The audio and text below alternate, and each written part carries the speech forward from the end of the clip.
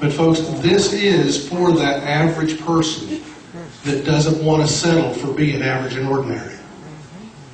And the next speaker that we have tonight, our special guest tonight, folks, you talk about a champion for the average person.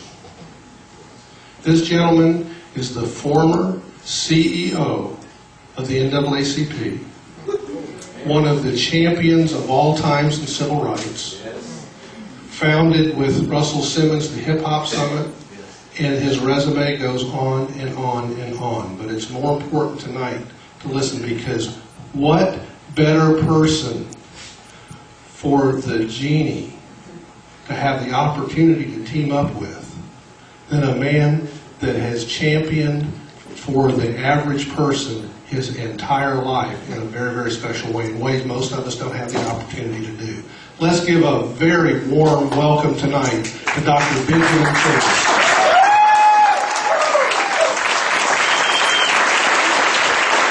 Thank you. Thank you very much. First, I want to thank God for the opportunity to be with people, with brothers and sisters that are serious about helping people. Yes. I tell people in the church and in the synagogue and in the mosque, be careful what you pray for, because God will answer your prayers. That's right. That's right. When I flew into St. Louis on Thursday night, I said a prayer for getting on the plane, and I arrived just safely. It was a little delayed from New York Airport. But I met Bruce, I met David, I met Mark, I met Chuck. My man Ken Jones told me something about Shopping Genie. My whole life has been about empowerment. Yes. And most of my life, for 50 years, I'm 62, has been in the nonprofit world. But 20 years ago, when I started working with Russell Simmons, I decided that, you know, you better try to get into the for-profit world. To try to, there's nothing wrong with the nonprofit world. But if you want to do good, you better spend some time on doing well. That's right. Because when you're well, you can do more good. That's right. That's right. And unfortunately, back in the 60s, I used to work with the Reverend Dr. Martin Luther King Jr. I grew up in the movement. I was born in the movement. And there was a little myth about there's something wrong with being wealthy.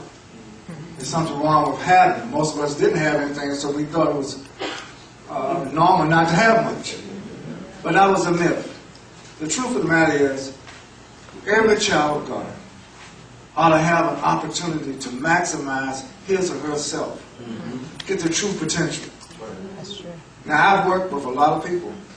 I've worked for a lot of companies. But I'm going to tell you something tonight.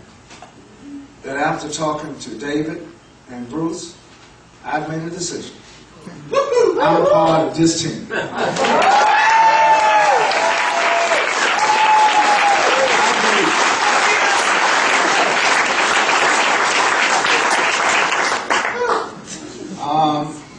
I believe in this, as brother said, this genie thing. Yes.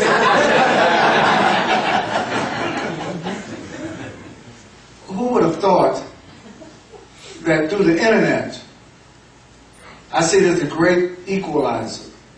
Yes. I've fought most of my life to get people equal opportunity. Yes. But you know, it's better to get people to discover what they have in their own hands and to use than to just, you know, hand out handouts. There's nothing wrong with having handouts. There's nothing wrong with charity. But it comes a point where you have to encourage people to do something for themselves. Yes. Now, through this company, we can help people save, and we can help people get what they need in life at a cheaper price. That's my definition of empowerment. Yes. And so I'm going to roll up my sleeves. I was going to fly out early in the morning, so I had to get back to New York and I have to preach at a church in North Carolina on Sunday morning. But I've asked Chuck, his lovely wife, who did my transportation, to change my schedule. I'm going to be here most of tomorrow.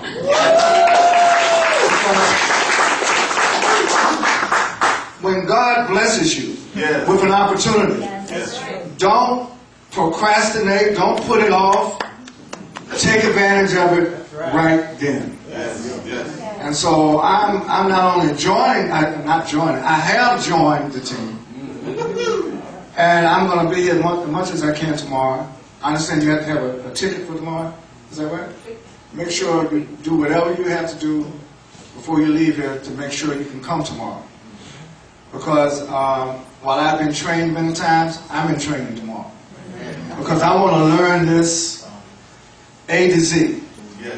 I don't like recommending something I don't understand. I want to learn this.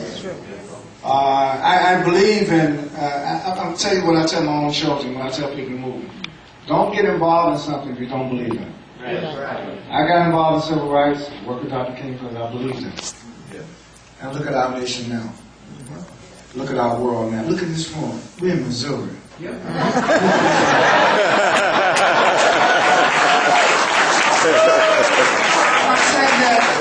I'm saying that to recognize the progress that we've made. We've made progress.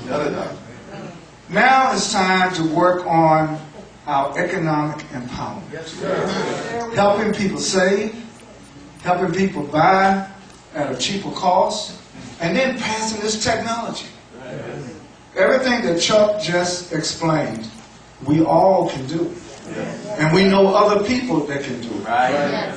You know, I'm optimistic about the world in which we live in. Yes, there are problems. But you know, there comes a time when every man, woman, and child has to do something for themselves and their community and their family that makes the world a little better. I'm not ready to retire.